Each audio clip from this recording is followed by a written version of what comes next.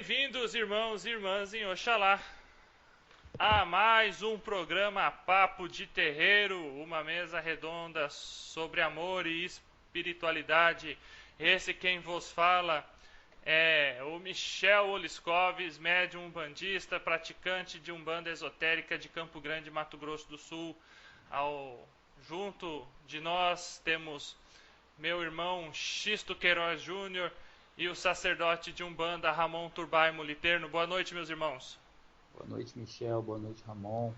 Estamos aí unidos para mais um programa. Que Deus nos abençoe. Boa noite, Michel. Boa noite, Xisto.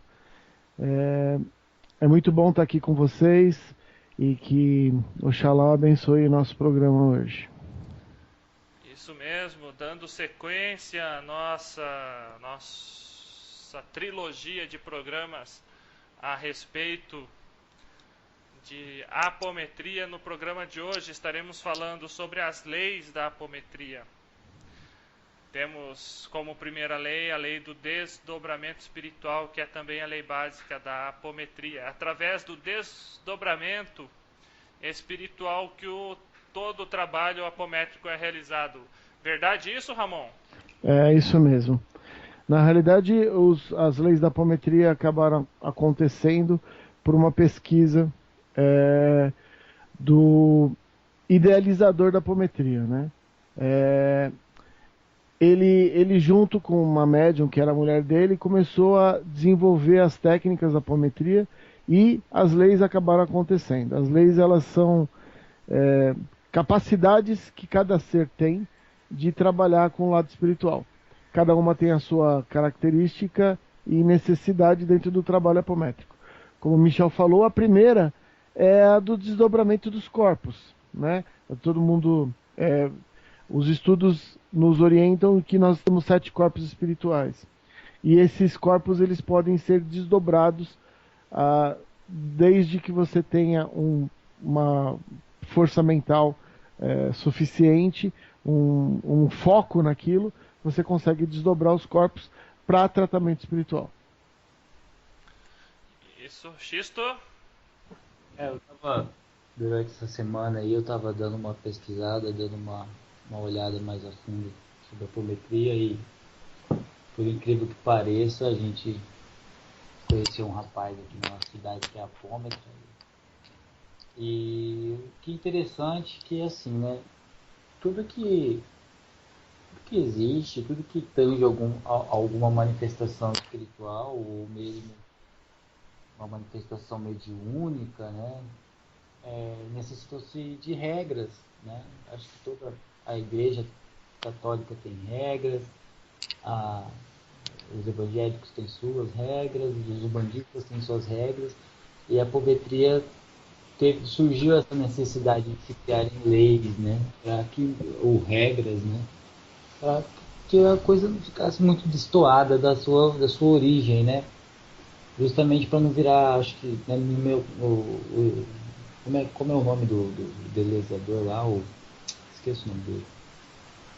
Bom, o criador da apometria, acho que ele teve essa sábia ideia de impor as leis da apometria, acho que para não destoar o Lacerda.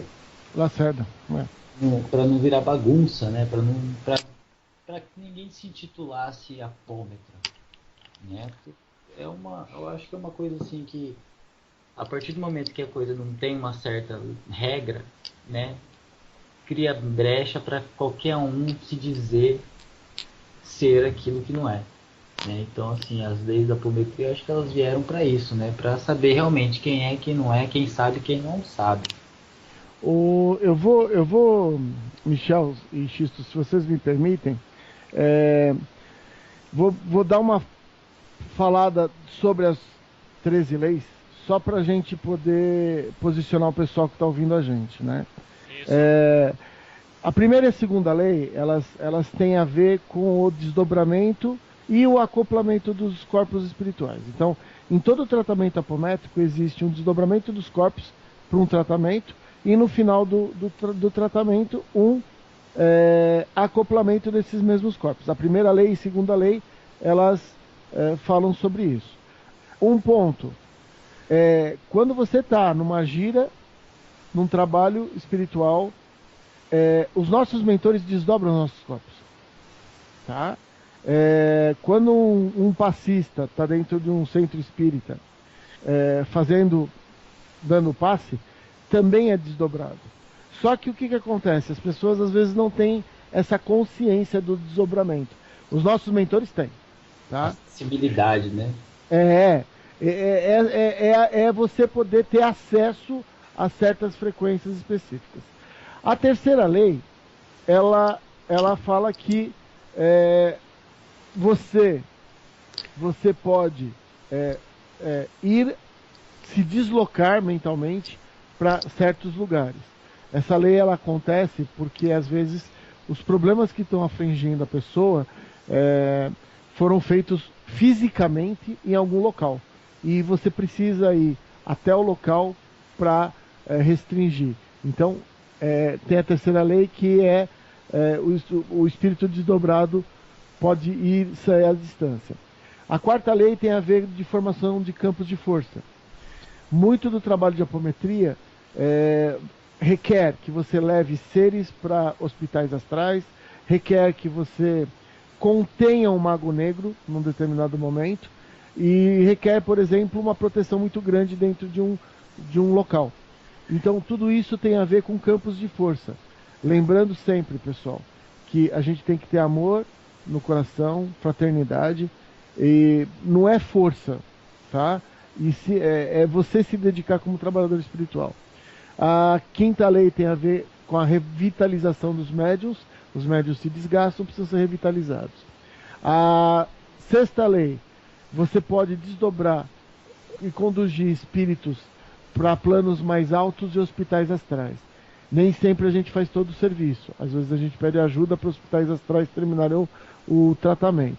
Sétima lei, os socorristas. Os socorristas podendo atender os espíritos necessitados que a gente consegue desdobrar. A oitava lei, você ajusta vibratoriamente os espíritos que estão ali para serem incorporados, né? A nona lei, existe uma questão de deslocamento do espírito no espaço-tempo. Eu quero abrir um parênteses aqui, né? A gente não vai ficar discutindo física quântica, mas os corpos mentais, eles vibram na quarta dimensão. As três dimensões que a gente tem são as que a gente enxerga, né? A dimensão espiritual é uma outra dimensão. E você vibra nos corpos mentais na quarta dimensão, que a quarta dimensão tem a ver com o tempo.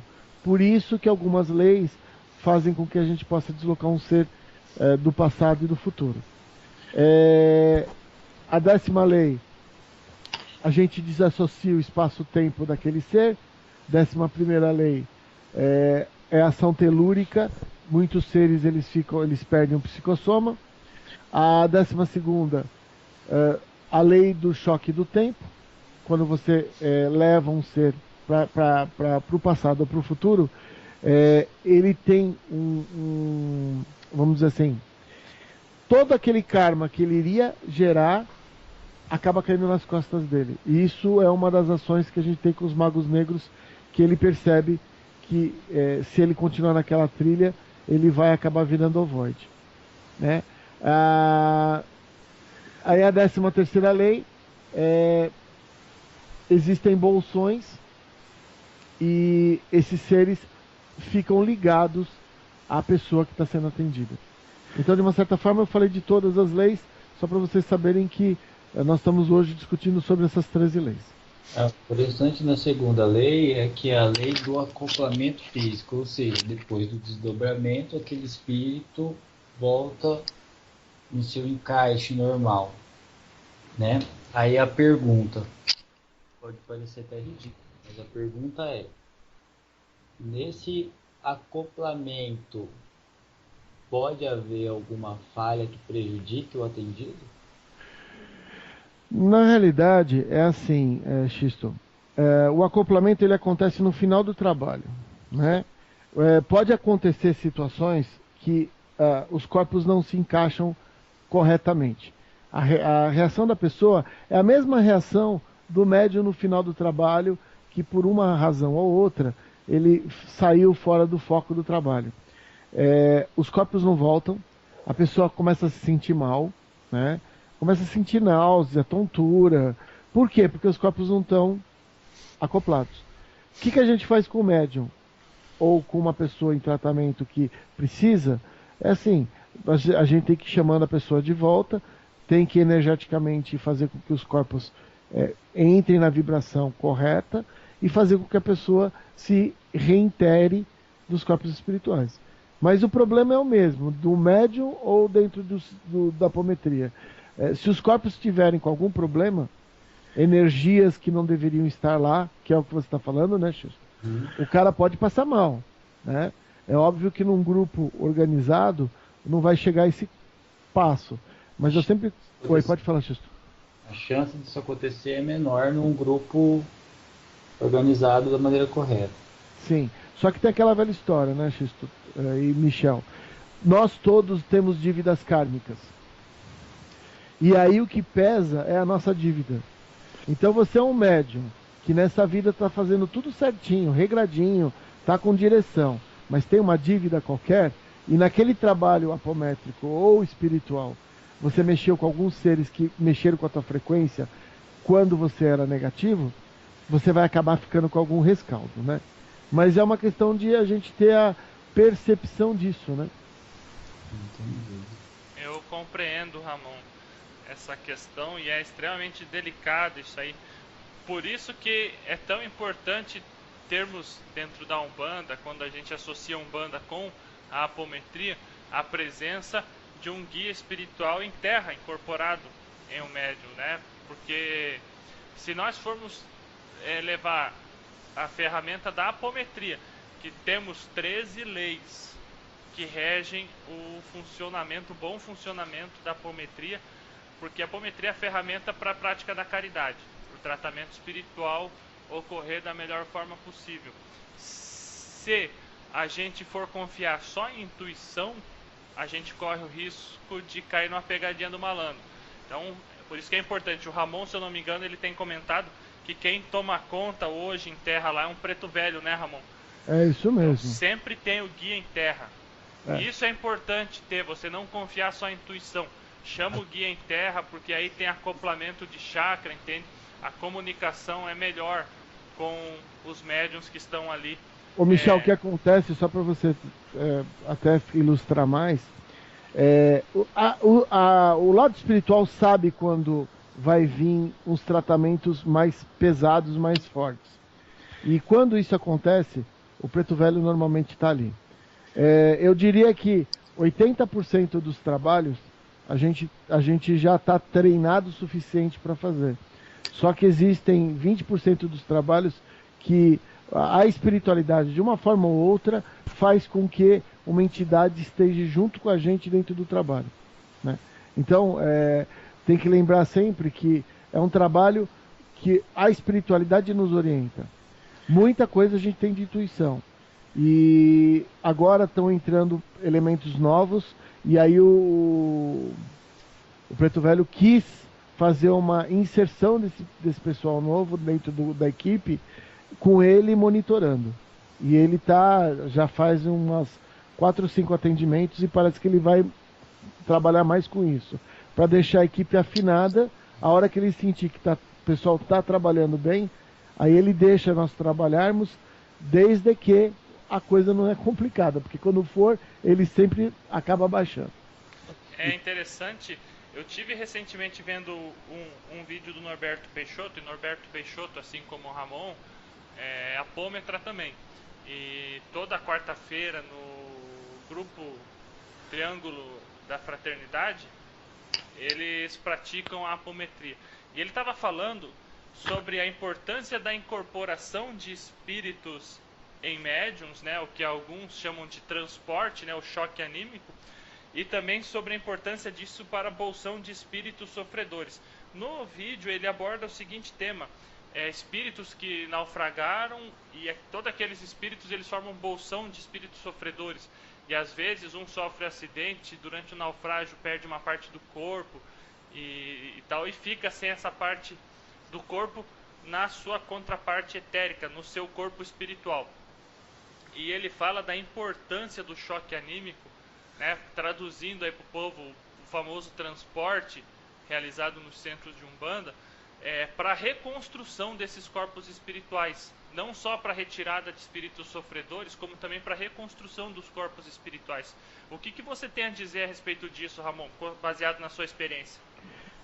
Um dos trabalhos que mais a gente faz dentro da apometria é a reconstrução dos corpos emocionais, espirituais das pessoas que são orientadas para nós. No trabalho da semana passada, existia um ser que estava agregado à aura da atendida. Esse ser que estava agregado foi um aborto que ela fez. O ser, ele estava infantilizado. Quando a gente fez a afinização para que eu pudesse conversar com aquele ser, ele não conseguia, ele fazia barulho de neném. Eu percebi que eu precisava mandar para o hospital, porque ali eu estava com um ser que não tinha condição de conversar. Eu joguei todo o amor que eu estava sentindo na hora, virei para o Preto Velho e falei: vô, para mim voltar ele à forma normal. A gente tem essa capacidade, essa condição. Mas no caso desse ser, por ele ter sido abortado, ele precisa entrar num outro processo que envolve não só o corpo emocional dele, o corpo espiritual, como também toda a parte psicológica, porque ele está naquele sentimento de rejeição. Então, a gente sabe que nos hospitais astrais, eles fazem um trabalho muito bonito com eles. E aí o vô virou para mim e falou: filho, joga muito amor e direciona para o hospital. Então foi isso que acabou acontecendo. O refazer o corpo emocional é uma capacidade que nós temos, né? Um médium com treinamento e a intuição dele trabalhando junto com os mentores, a gente pode reconstruir os corpos emocionais e espirituais necessários. Mas, infelizmente, a maioria das pessoas não tem essa afinidade com os mentores. Então acaba ficando para os nossos guias fazerem o trabalho sozinhos, né? Então o médium vai lá e incorpora todo o processo, toda a energia que está sendo trabalhada é do médium. Mas o médium não sabe que, na maioria das vezes, ele está reconstituindo os corpos espirituais.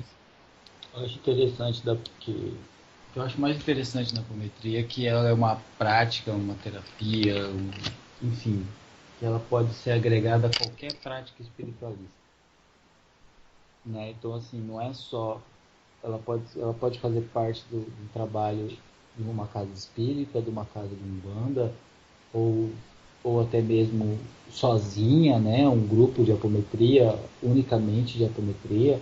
Ela é muito elástica, né? Então, assim, ela cabe em qualquer espaço onde haja a prática da caridade, né? Então, isso que é interessante da apometria. Então, eu acho interessante o dirigente de terreiro que está ouvindo a gente hoje pensar assim: vou buscar aprender sobre a apometria, né? Porque isso pode agregar valor à casa dele e gerar um potencial maior, né? Não é à toa que grandes nomes da Umbanda hoje trabalham com apometria também, né? Então é algo de se dar valor mesmo. E várias pessoas da apometria também estão procurando a Umbanda para poder ter um respaldo. Potencializa, não é nenhum respaldo, porque eu acho que a apometria, por ser uma prática de caridade e ter todo esse resultado que ela tem, ela não precisa de respaldo. Não, mas Xisto, o que eu estou falando é que a questão dos mentores. Ah, não. Respalde nesse aspecto, porque muita casa espírita não tem incorporação. Então, e muita gente que começa a trabalhar com a apometria começa a perceber o quanto é importante fazer isso. Respaldo nesse aspecto, entendeu? Respaldo no campo espiritual. De incorporação, de poder falar com as entidades, e que a Umbanda, vamos dizer assim, é onde a gente pode falar com os nossos mentores, né? Mas assim, eu acho interessante que a gente está vendo, e é uma coisa bem natural que essas duas práticas estão se mesclando, tanto Umbanda quanto a apometria, elas estão se mesclando de uma forma muito natural, não é nada imposto, né? Ninguém é obrigado a ser apômetra porque é umbandista e ninguém é obrigado a ser umbandista porque é apômetra, né? Então está sendo bem interessante esse movimento entre as duas práticas, né? A gente presta atenção e a gente vê, né, que a entrada da apometria na Umbanda e a entrada da Umbanda na apometria está se dando de forma natural. E isso é bem bacana, né? Então, Deixa eu comentar um negócio aqui. Eu fiz o curso, sou da primeira turma do curso de apometria online do Ramon. E depois disso, né, a gente se interessa pela leitura e tal.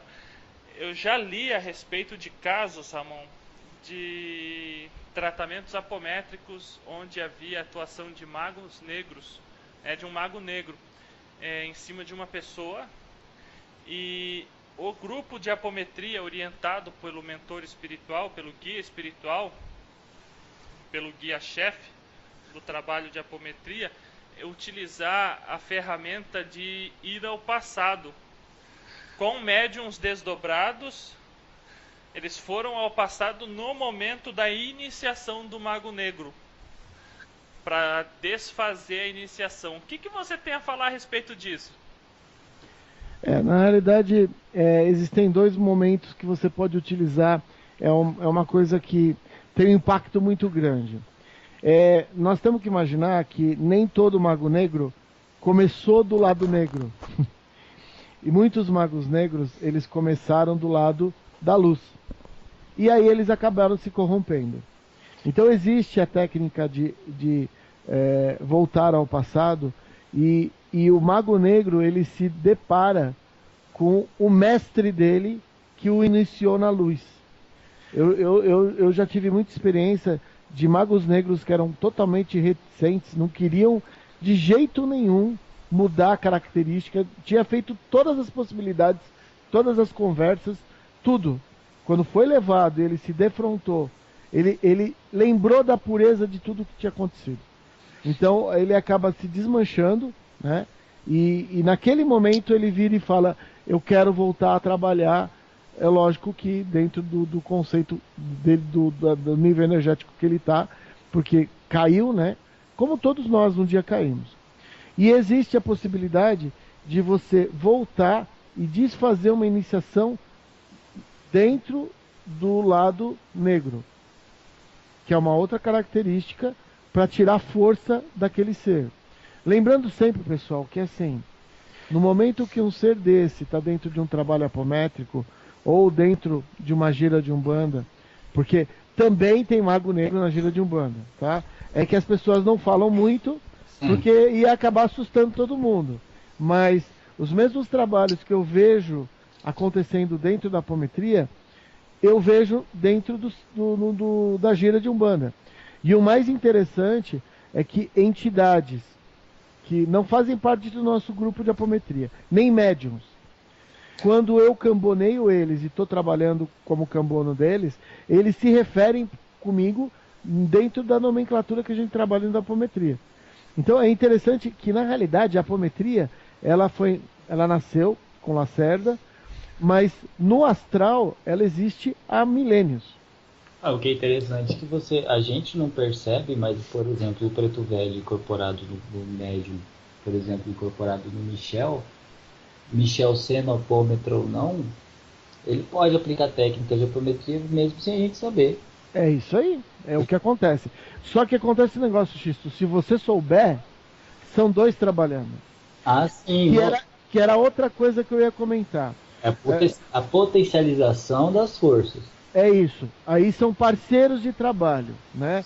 Uma coisa é a entidade nossa utilizar nossa energia para fazer alguma coisa. Outra coisa é ela usar a energia dela, você usar a sua para o mesmo trabalho. A mediunidade é a coisa mais bonita, e a gente não é marionete, né?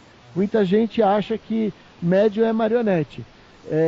A gente está lutando e estudando para que a gente possa ser parceiro junto com os nossos mentores.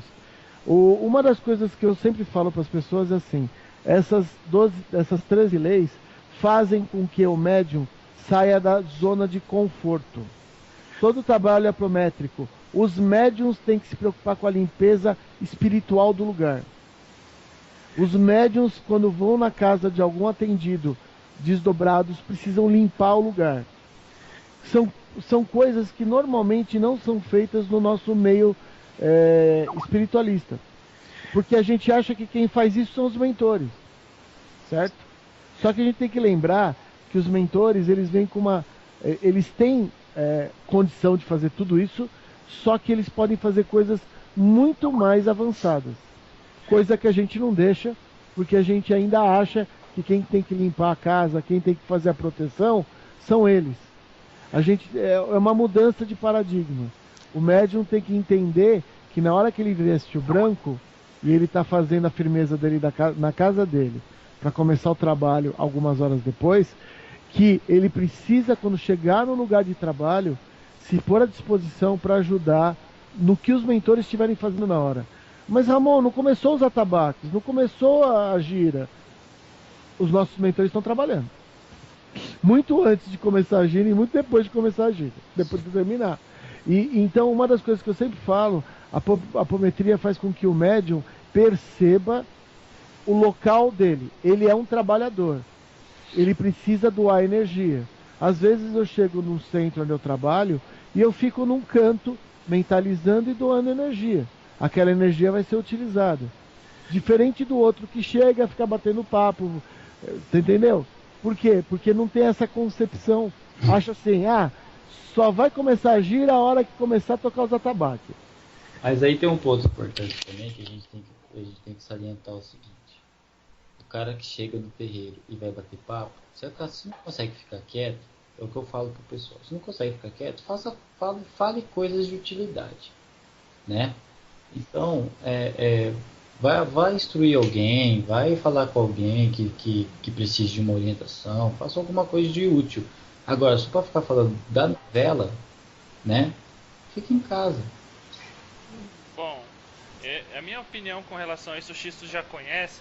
Agora que o Ramon entrou nesses detalhes pormenores, eu anotei aqui duas coisas para fazer.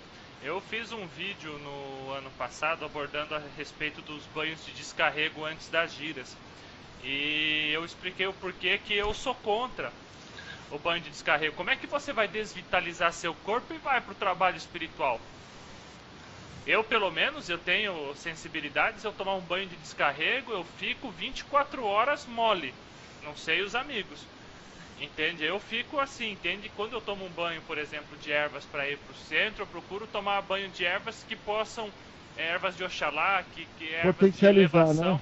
Né? Potencialização. Boto, por exemplo, uma essência de alfazema no meio, entende? Um boldo, boto uma manjerona, que é uma erva de ligação espiritual também, para potencializar a minha ferramenta. Mas aí eu te explico isso, então. É costume antigo de falar que todo banho é banho de descarrego. Porque a minha mãe de santo é antiga e ela fala, toma banho de descarrego. Só que o banho de descarrego que ela fala que é pra gente tomar é de manjericão. Então, é um costume antigo de falar que todo banho é banho de descarrego. Não, Xisto, eu compreendo. É que tem gente que toma banho com sal grosso. Com fumo. Com sal grosso. Fumo da cabeça aos pés e vai pro centro, cara. Aí é burrice. Entende? Desvitaliza o corpo, não é apropriado. Entende? Outra coisa, a limpeza e a manutenção energética dos aparelhos. Eu fui orientado a tomar um banho de sal grosso a cada 2 meses esse ano. Entende? Então fui orientado porque precisa ser feita limpeza. Periodicamente nós precisamos tomar banhos que desagreguem energias negativas do nosso corpo. Só que o Michel principalmente, né, Michel? Porque é 2, 3 transportes por gira, né? Isso acontece, entende? Quando eu tô ali, eu tô pra trabalhar, entende? Então, pau com a folha, velho. Não tem essa não, moleza não. As pessoas têm que... É aquela coisa, né? Você tem que entender o que você está fazendo. O sal grosso, ele tem uma serventia e ele é bom para uma coisa. Então, o que teus mentores te falaram, Michel? A cada tanto tempo, 2 meses, você precisa fazer uma desagregação de alguma energia que por uma razão ou outra não desagregou. Então vai usar o sal grosso. Sal Mas grosso tem é gente. a soda do astral, galera. Hã? O sal grosso é a soda do astral, né? É. Só que acontece, tem gente que faz isso todo dia, Meu, o cara vai ficar desvitalizado. Eu queria saber, agora eu me revoltei. Eu queria saber quem que é o dirigente espiritual que fala pra pessoa tomar banho de fumo antes do trabalho. Eu tive uma pessoa no grupo que comentou uma vez, entende, nesse meu vídeo, X, que falou assim que ele recebe orientação do mentor espiritual da casa para tomar banho de fumo antes das giras. Eu falei, bom, se o teu mentor espiritual fala isso, né, se o dirigente espiritual fala, você segue isso aí, entende? Agora, eu não vejo com bons olhos, por quê? Porque no dia da gira a gente já faz o preceito. Você não pratica sexo, você não come carne, você não bebe, você procura não fumar ou fumar pouco no dia e tal, justamente para você ter para você se preservar energeticamente. Tá com a pilha cheia, né? Você chegar firme pro trabalho. Aí, tipo assim, um camarada vai tomar um banho de fumo, que é um banho, digamos assim, é 85% de um banho de sal grosso. E o cara pega e desvitaliza, porque banho de descarrego, as pessoas precisam entender que o banho de descarrego ele é bom dos dois sentidos. Ele desvitaliza também, ele retira a energia da pessoa. Então, e até tira a proteção natural da pessoa. Descarrego. Né? É, você manda embora. Eu quando eu tomo banho de sal grosso, eu não tomo só o banho de sal grosso, eu faço um banho energético para tomar em seguida. Eu boto uma samambaia, que é uma curadora astral, boto uma folha da costa, que é uma potente erva de Oxalá para cura astral, pétala de girassol, boldo. E tipo assim, eu tomo banho de sal grosso, aí tomo meu banho normal e no final do banho jogo esse banho de erva. Que o sal grosso ele vai agir ali por 8, 12 horas. Logo em seguida, quando perde essa força do descarrego dele, já tem as ervas recompondo energeticamente todo o corpo astral, do meu caso. Então, a importância disso é relacionado ao tema de hoje, que é a apometria, as 3 leis da apometria, justamente que se você se preserva, você tem condição de ser uma melhor ferramenta para o trabalho apométrico. Não. Esse é o X da questão. O médium vai lá e me toma um banho desse aí antes de um trabalho mediúnico, ele acaba obrigando o mentor dele a agir na 5ª lei da apometria, que é de revitalização do intermediário. É isso aí, Xisto. Em vez de ele ajudar no trabalho, ele está dando mais trabalho. Ah, pelo amor de Deus, gente. 2015 tá complicado, viu? Só notícia boa. Xisto, mas infelizmente nós ainda temos hoje bastante casos no Brasil, entende? De centros de Umbanda onde o conhecimento não é divulgado. Por exemplo, o conhecimento sobre ervas, ele pode ser falado, aberto, inclusive para o público, para os consulentes.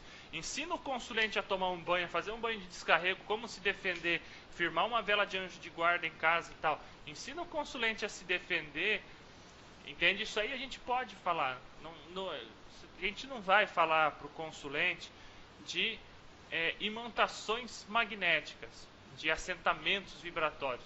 Isso aí não interessa ele a saber, mas existem muitas coisas que a nossa religião faz uso, que o consulente pode e deve saber. Agora que a gente está falando de leis da apometria, a gente também tem que ter a reflexão do seguinte, né? Não adianta ser emaranhado de leis e 13 leis, né?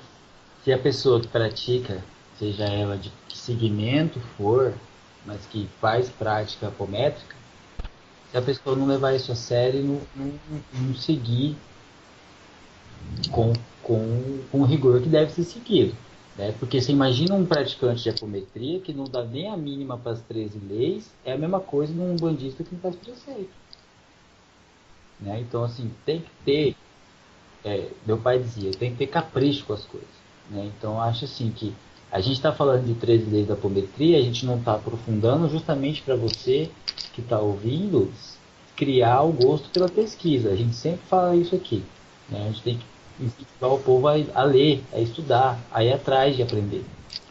Eu penso assim, entende? Se você que está me ouvindo aqui agora, que se interessou pelo assunto, dia 19 de março, começa mais uma turma do curso de apometria do Ramon. Bom. São 3 meses, é R$50 por mês, entende? Não pesa, porque você tem R$50 para tomar de cerveja no final de semana. Uma caixa de cerveja que você deixa de tomar no mês, você paga a sua matrícula. Isso é o curso, e você vai aprender pormenores. Aí o Ramon lá no curso, ele vai explicar detalhadamente cada uma das 13 leis de apometria. É aquela velha história, né? O amigo que tá ouvindo, desculpa falar, mas assim, a gente quer que você que esteja ouvindo, temos, que é aquele bichinho chato que faz a gente pesquisar as coisas, né? Que é chamado curiosidade, né? Querer aprender, né? Porque aqui ninguém é passarinho para dar nada mastigado, né? Então a gente tem que querer aprender, né? Não adianta, vou ouvir o programa dos meninos lá, o Papo de Terreiro, que lá eu vou... Tudo bem, vai aprender alguma coisa, vai aprender, mas aqui, como ninguém é dono da verdade, né? Vamos criar o hábito do estudo, você que é médium, você que se interessa por um banda ou apometria, ou que seja lá o que você se interessa, mas vamos criar o hábito de estudar, porque acho que já deu, né? Já deu de casa de umbanda, com isso que o Michel acabou de falar, o conhecimento preso na mão de um ou outro. Eu queria... Não, Já- desculpa, Xusto. Cansamos disso, sabe, Ramon? De você ir conversar com uma pessoa que é praticante de umbanda e a pessoa conhece o mínimo do mínimo e tá lá trabalhando doando energia e não sabe nem que tipo de energia tá doando. Então, assim, eu já não aceito mais, entendeu? Médium bandista que não lê pelo menos uma linha de algo para alimentar o seu arquivo mental. Eu já não consigo mais vislumbrar uma pessoa assim. Então, a gente tem que prestar atenção nessa questão do estudo, gente. É muito importante para você ser um facão melhor amolado cada dia, entendeu? Um instrumento de uso preciso, né? Não de uso a esmo. Ramon, pode falar, Ramon. Não, eu ia comentar uma coisa, né? As leis da apometria, na realidade, foram trazidas pelo espiritual para nos orientar em certas situações e para a gente ter algumas ferramentas. Assim como eu vejo, eu sou mago da magia divina, eu também vejo com ótimos olhos trabalhar com magia divina em certas situações dentro da própria Umbanda. Junto com os meus mentores, eu já fiz esse tipo de trabalho. Então a gente são ferramentas, a gente estuda, que nem o Xisto está falando, para a gente ser melhor ferramenta. Quanto mais abrangência a gente tiver, mais o nosso mentor, quando encosta na gente, vai conseguir trabalhar com as nossas frequências, né? Mas uma coisa é certa, existem leis dentro dessas 13 leis que elas têm que ser usadas com toda a ética e honradez possível. Porque a gente sabe a capacidade mental que o ser humano tem. E às vezes a pessoa ela confunde. Então quer dizer que você mexe com o Mago Negro? Então quer dizer que você vai tirar uma espada e vai... Não, a gente não vai nada. Na realidade a gente é orientado pelo mais alto a gente vibrar amor. Tá? Uma coisa é você vibrar amor, outra coisa é você se defender. Eu já tive situações bem no comecinho, quando os mentores estavam testando a gente, e eu fui doutrinar um Mago Negro, eu não sabia nem que era Mago Negro, né? E eu comecei a me sentir atacado. Antes de eu fazer qualquer coisa, eu subi uma proteção para mim. Eu senti que tinha uma coisa estranha, subi proteção para mim. A hora que eu me senti bem, aí eu perguntei para os meus mentores falaram, é um Mago Negro, ele está transvestido, ele queria passar despercebido. Porque quando você tem um ser desse na tua frente, ele foi colocado ali pela luz maior, pela justiça divina e o merecimento dos envolvidos. Tá? Então, se ele foi colocado ali, não foi você que colocou. Ele está sendo colocado ali porque, por alguma razão, a lei maior chegou e falou, basta. Nesse momento que ele é colocado ali, ele está com todo o armamento dele. A primeira coisa que você aprende dentro da apometria é que você precisa desarmar. Se você consegue convencê-lo a ele se desarmar, a ele desfazer tudo o que ele fez, é um primeiro passo para esse mago negro começar a trabalhar dentro da luz no nível que ele está. Às vezes ele é tão reticente que ele fala, não quero, eu prefiro virar ovoide, eu prefiro me congelar a fazer qualquer coisa. Bom, a opção é dele, e quem vai fazer isso não somos nós. É o espiritual, é o mais alto do Altíssimo que vai dirigir algum guardião, algum ser que vai conseguir fazer aquilo. Então a gente tem que tomar muito cuidado. As leis existem, elas precisam ser usadas com muita ética, muita honradez, muito amor naquilo que você está fazendo, né? Uma pessoa qualquer vai pegar as leis e vai ler, então eu posso desdobrar os corpos, eu vou começar a testar isso. Cara, toma cuidado, tá? Isso feito fora de um centro, isso feito num ambiente que você não tem proteção, você pode virar isso para você, tá? Como tudo na vida. Um bisturi, ele é uma ferramenta para um cirurgião e ele é uma arma para uma outra pessoa que quer fazer mal para você. Então, a diferença é o que você vai usar. As 13 leis, elas existem, elas são é uma capacidade humana, tá? É anímico isso, quer dizer, você pode fazer um trabalho dentro da apometria sem incorporar. Existe essa possibilidade, porque é anímico, é tua capacidade mental. Só que sem a orientação dos mentores, realmente fica muita coisa sem poder se explicar. Antes de começar aí, a gente está chegando aí, eu queria só que o Ramon falasse rapidinho uma coisa que ninguém tocou nos 3 programas, eu acho que é legal, sobre força zeta, né? Porque é algo que todo mundo faz e não sabe por que faz, né? Senapômetra ou não senapômetra, todo mundo faz e não sabe por que faz. Então eu queria que o Ramon desse uma explanada para a gente sobre força zeta, para a gente entender por que às vezes a gente tem esse desprendimento de energia e não sabe por quê. Pode ser, Ramon? Tá. Não, pode sim, sem problema. Na realidade, dentro da apometria se trabalha muito com forças, né? Eles equalizam até a quantidade de forças que uma pessoa pode trabalhar. Eles caracterizam como força zeta aquela força que é proveniente do corpo físico, né? Não, vocês têm que imaginar que a energia ela existe em várias frequências. Nosso corpo físico é um aglomerado energético. E o que acontece quando você utiliza essa força que você tem de capacidade? Então você tem que trabalhar com ela. Você pode ajudar muito uma pessoa que necessita dessa energia, mas você vai acabar se desvitalizando. Por isso que uma das leis é a vitalização, a revitalização. Porque existem situações onde você precisa usar essa energia.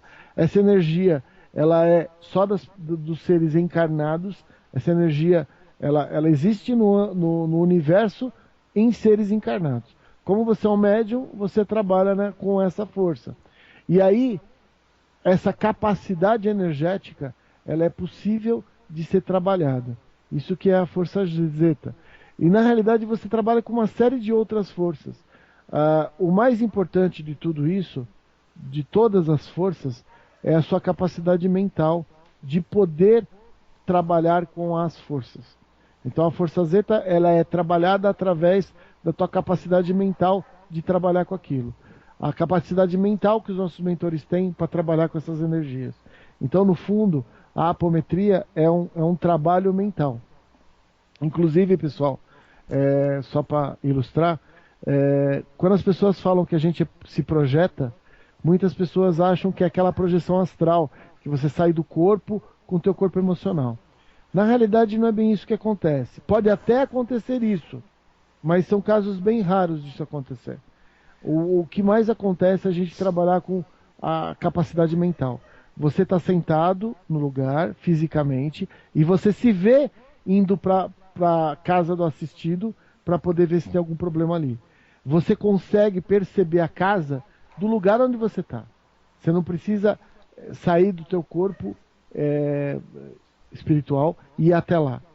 Existem médios que fazem isso, e se num grupo existe um médium que faz isso, é muito interessante, tá? Mas eu queria ressaltar isso. Não sei se eu consegui te explicar o negócio da Zeta. Não, ótimo. Então, Bom, vamos começar as considerações de hoje. Primeiro, eu queria falar sobre a tristeza que foi o dia de ontem para nós umbandistas. Já tinha comentado ontem com o Xisto, que hoje na gravação do programa eu iria falar sobre o falecimento de Pai Rubens Sarraceni. Ao longo da história da Umbanda, nós tivemos alguns médiums, algumas pessoas que potencializaram a Umbanda a se tornar a religião que ela é hoje. Uma dessas pessoas foi Rubens Sarraceni. Infelizmente ele veio a falecer com jovem ainda, ia completar 64 anos no final deste ano. Deixou aí 3 filhos, esposa para trás. E eu gostaria de prestar minha homenagem. Eu sou praticante de Umbanda, eu sou adepto de Umbanda esotérica, mas no meu centro é praticada uma Umbanda Mirim, que é uma Umbanda próxima da Umbanda esotérica. E tenho diversos livros de Pai Rubens Sarraceni. Sou formado no curso de Teologia de Umbanda Sagrada com Alexandre Comino. Fiz curso de Mediunidade de Umbanda com Rodrigo Queiroz. Essa plataforma do Umbanda EAD existe hoje porque Pai Rubens Sarraceni começou o trabalho dele há décadas atrás. Então são todos filhos ou filhos dos filhos de santo de Rubens Sarraceni. É uma perda grandiosa para a nossa Umbanda. Eu gostaria de deixar aqui para a família do Rubens os meus sentimentos. Gostaria de deixar aqui a declaração de que foi uma pessoa que eu admirei, mesmo não praticando a Umbanda que ele trouxe em terra, uma pessoa que eu tive profunda admiração pelo resgate que ele ajudou a fazer da nossa Umbanda. Nós sabemos que nas décadas de 60, 70 e 80, muita coisa feia foi feita dentro de terreiro de Umbanda, pai de santo atacando pai de santo, com magias e tudo da gama de energia negativa possível. E a Umbanda, ela nos últimos 20 anos, ela conseguiu se reestruturar e muito se deve ao trabalho de Rubens Sarraceni. A Aruanda está em festa, que Deus abençoe ele, abençoe a família dele. E eu só queria falar isso, fica aqui um axé fraterno para vocês que estão nos ouvindo. Um abraço do Michel aí, até o próximo programa daqui uns 15 dias. Galera, aqui é o Xisto e eu queria agradecer a oportunidade de estar nesse projeto que a gente tem, um projeto de vida, um projeto muito legal, mas também não dá para fugir de falar do Pai Rubens, né? Eu não sou próximo dele em nada, não tenho o hábito de ler o que ele escreve, mas como um bandista a gente sente muito, né? Rubens Sarraceni hoje vai fazer parte aí dessa confraria que já existe no plano astral dos grandes nomes, dos grandes mestres, né? Somando-se aí a Zélio, a Mato Silva, a Benjamin Figueiredo, a Tancredo da Silva Pinto, a Leal de Souza, entre outros. E com certeza existe um plano maior a respeito disso, né? Porque nessa era os grandes nomes já se foram, né? Talvez para que outros grandes nomes possam aparecer. Quando se perde um mestre é que se consegue enxergar a evolução do discípulo. Então, quando o mestre se vai, é quando o discípulo tem que começar realmente a pôr em prática aquilo que aprendeu.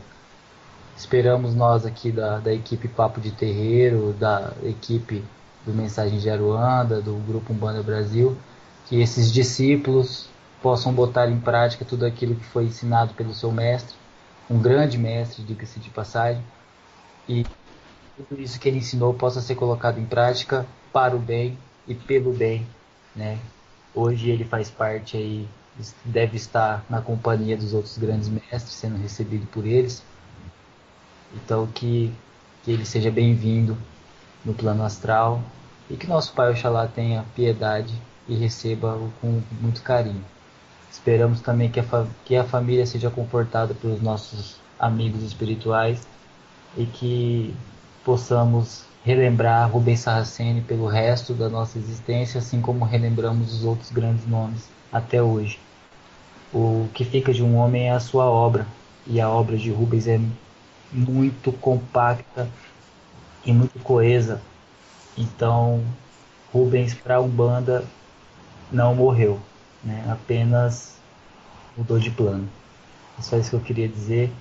Saravá fraterno a todos e até a próxima.